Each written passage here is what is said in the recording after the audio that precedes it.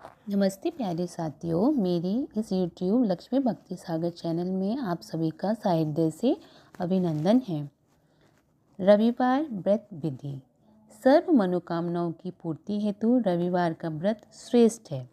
इस व्रत की विधि इस प्रकार है। प्रातःकाल स्नान आदि से निवृत्त हो स्वच्छ वस्त्र धारण करें, शांत चित्त होकर व्रत धारण करें। भोजन एक समय से अधिक नहीं करना चाहिए। भोजन तथा फलाहार सूर्य के प्रकाश रहते ही कर लेना उचित है।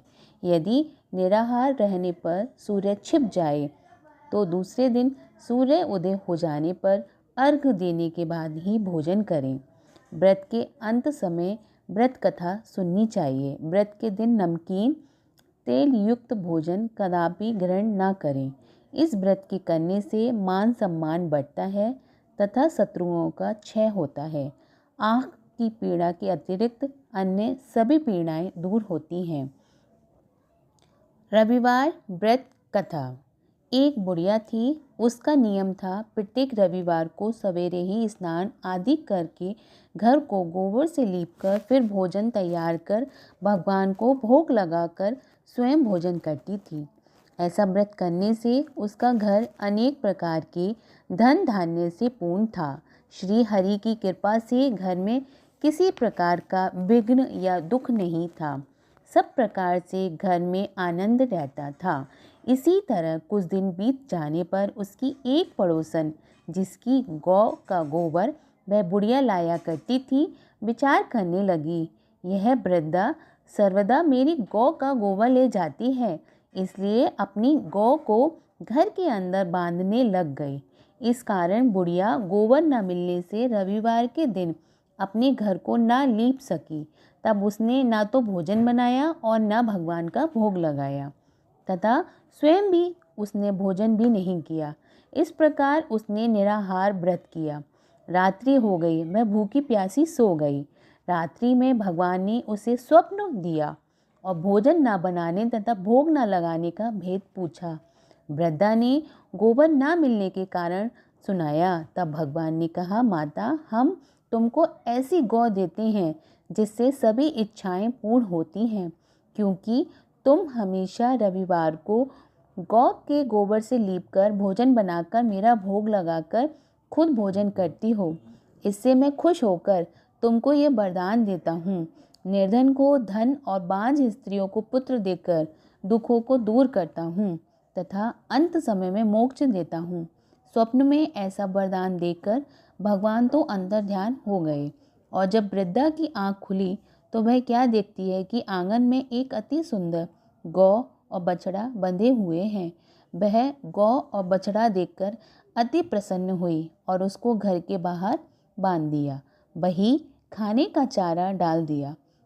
जब उसकी पड़ोसन बुढ़िया ने घर के बाहर एक अति सुंदर गौ और बछड़े को देखा तो द्वेष के कारण उसका हृदय जल उठा और उसने देखा कि गाय ने सोने का गोबर किया है, तो वह उस गौ का गोबर ले गई और अपनी गौ का गोबर उस जगह पर रख गई। वह नित्य प्रति ऐसा ही करती रही और सीधी सादी बुढ़िया को इसकी खबर नहीं होने दी। तब सर्वव्यापी ईश्वर ने सोचा कि चालाक पड़ोसन के कर्म से बुढ़िया ठगी जा रही है, तो ईश्वर ने संध्या के समय अपनी माया से बड़ी जोर की आंधी चला दी।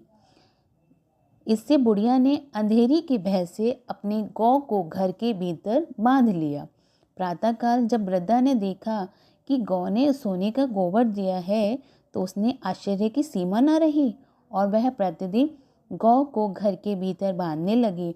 उधर पड़ोसन ने देखा कि वृद्धा गऊ को भीतर बांधने लगी है और उसका सोने का गोबर उठाने का दाव नहीं चलता, तो वह ईर्ष्या और से जल उठी। कुछ समय न देख पड़ोसन ने उस देश के राजा की सभा में जाकर कहा, महाराज, मेरे पड़ोस में एक वृद्धा के पास ऐसी गऊ है जो आप जैसे राजाओं के ही योग्य है। वह नित्य सोने का गोबर देती है। आप उस सोने से प्रजा का पालन करिए। तब वृद्धा इतने सोने की क्या करेगी? राजा ने यह बात सुन अपने दूतों को वृद्धा के घर से गऊ लाने की आज्ञा दी। वृद्धा प्रातः ईश्वर का भोग लगा भोजन ग्रहण करने जा ही रही थी कि राजा के कर्मचारी गऊ खोलकर ले गए।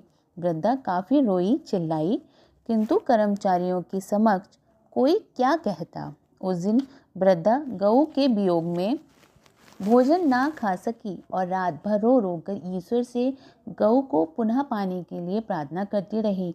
उधर राजा गऊ को देखकर बहुत प्रसन्न हुआ, लेकिन सुबह जैसे ही उठा सारा महल गोबर से भरा दिखाई देने लगा।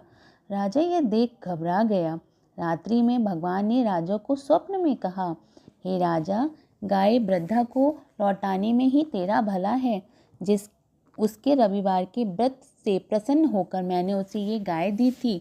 प्रातः होते ही राजा ने वृद्धा से बुलाकर बहुत से धन के साथ सम्मान सहित गऊ बछड़ा लौटा दिया। उसकी पड़ोसन दुष्ट बुढ़िया को बुलाकर उचित दंड दिया। इतना करने के बाद राजा के महल से गंदगी दूर हुई। उसी दिन से राजा ने नगरवासियों को आदेश दिया कि राज्य तथा अपनी समस्त मनोकामनाओं की पूर्ति के लिए रविवार का व्रत किया करो। व्रत करने से नगर के लोग सुखी जीवन व्यतीत करने लगे। कोई भी बीमारी तथा प्रकृति का प्रकोप उस नगर पर नहीं रहा। सारी प्रजा सुख से रहने लगी। बोलो सूर्य भगवान की जय, सूर्य भगवान की जय।